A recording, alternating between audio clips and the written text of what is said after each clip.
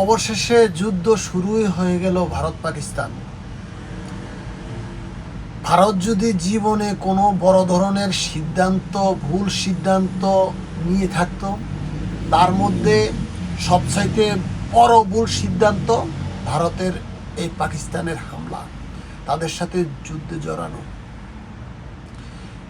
নিজ হাতে ধরে ভারতকে খণ্ড খণ্ড করার একটা চক এঁকেছে এই হিন্দুত্ববাদী মোদি সরকার। এই ভারতটাকে ধ্বংস করছে।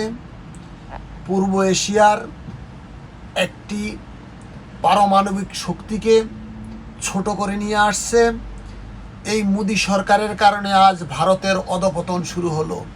ভারত খণ্ড বিখণ্ড হয়ে যাবে, শুধু অপেক্ষায় ছিল যুদ্ধের। দেখেন, আগামী সপ্তাহের মধ্যে প্রত্যেকটি রাজ্য স্বাধীনতা ঘোষণা করবে, সবাই স্বাধীনতার জন্য রাস্তায় নেমে আসবে। ত্রিপুরা অতি দ্রুত দেখব আমরা বাংলাদেশের সাথে মিলে যাবে। সেভেন সিস্টারের প্রত্যেকটা রাজ্য দেখো কি করছে। আমেরিকা পশ্চিমারা এই সুযোগটা লুপে নেওয়ার জন্য অপেক্ষা করছিল এতদিন। ঠিক সত্যি সত্যি এই যুদ্ধ বাজিয়ে দিছে। এখন মোদির সাথে একটা হাতাত হবে, এই এশিয়াতে একটা ঘাঁটি বানাবে আমেরিকা। এটা ছাড়া ওদের চলবে না এশিয়াকে কন্ট্রোল করার জন্য। মোদিও দিয়ে দিবে তার ক্ষমতা টিকানোর জন্য। সবগুলো যাচাই বাছাই করেন।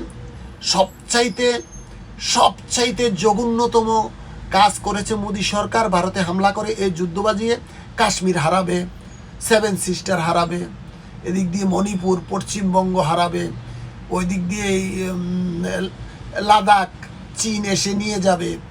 কিচ্ছু করতে পারবে না ভারত। কয় দিক সামলাবে সে? শেষ পর্যন্ত আমেরিকা এশিয়াতে ঘাঁটি গাড়িয়ে বসলই। এটা থেকে আর ফিরানো গেল না। বহু চেষ্টা হয়েছিল, এই যুদ্ধ থামিয়ে রাখতে পারলে আমেরিকা আর আসতে পারতো না।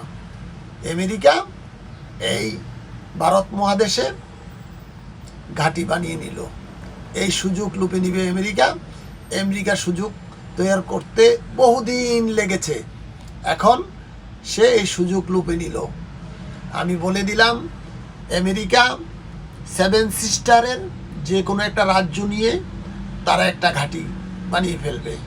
এটাই তাদের অনেক দিনের আশা ছিল, এটাই পূরণ হবে। এটাই বলে শেষ করলাম। আসসালামু আলাইকুম ওয়া রাহমাতুল্লাহি ওয়া বারাকাতুহু।